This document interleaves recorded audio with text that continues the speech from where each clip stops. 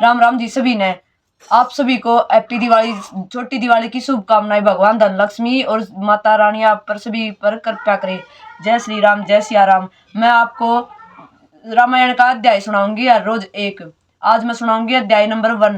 ध्यान से सुनियो भाई। अगर अच्छी लगी तो सब्सक्राइब कर दियो, चैनल ने लाइक कर दियो, कमेंट कर दियो भाई, साथ दियो पूरा। जय श्री राम, जय माता रानी, जय दिवाली की हार्दिक शुभकामनाएं। जय जय सिया राम। बोल हनुमान की जय, बजरंग बली की जय।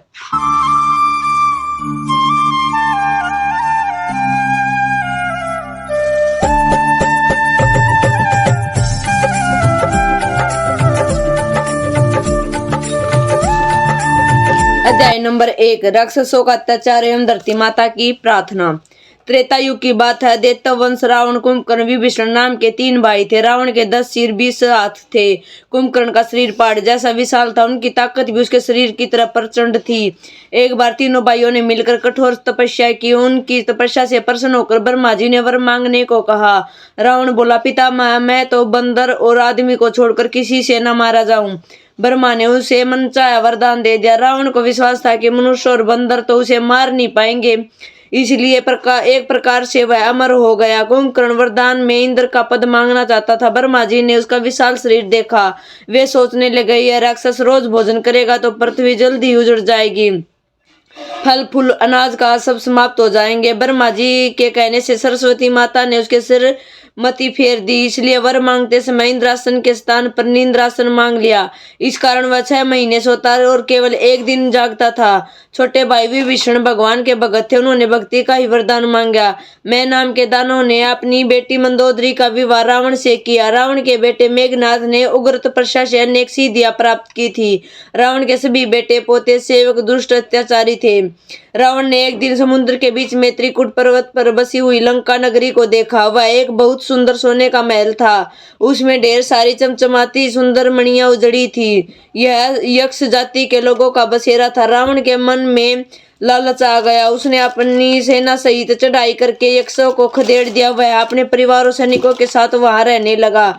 एक दिन वह कुबेर से उनका पुष्प विमान छीन कर ले गया। पोते और सैनिक चारों ओर जाकर अत्याचार करने लगे। मेघनाथ ने इंद्र को ही हरा दिया। तब से उसका नाम इंद्रजीत हो गया। रावण जब गदा लेकर चलता था तब धरती डोलने लगती थी। इससे वह उनके अपने बल का बहुत घमंड हो गया। उसने अपने सैनिकों से बहुत कहा, जाओ पृथ्वी पर फैलाकर यज्ञ हवन पूजा पाठ जब तप श्रद्धा सब बंद कर दो। देवताओं को पकड़कर बंदी बना लो। आदेश मिलते ही राक्षस उपद्रव मचाने लगे। चारों ओर हाहाकार मच गया। सभी राजा लोग रावण के अधीनता स्वीकार करने लगे।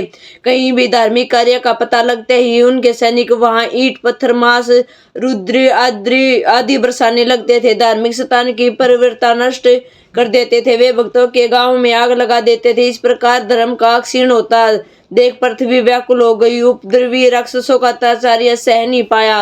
अधिशय देखी धर्म के गालिनी, परम सभीत धरा अनुकालनी।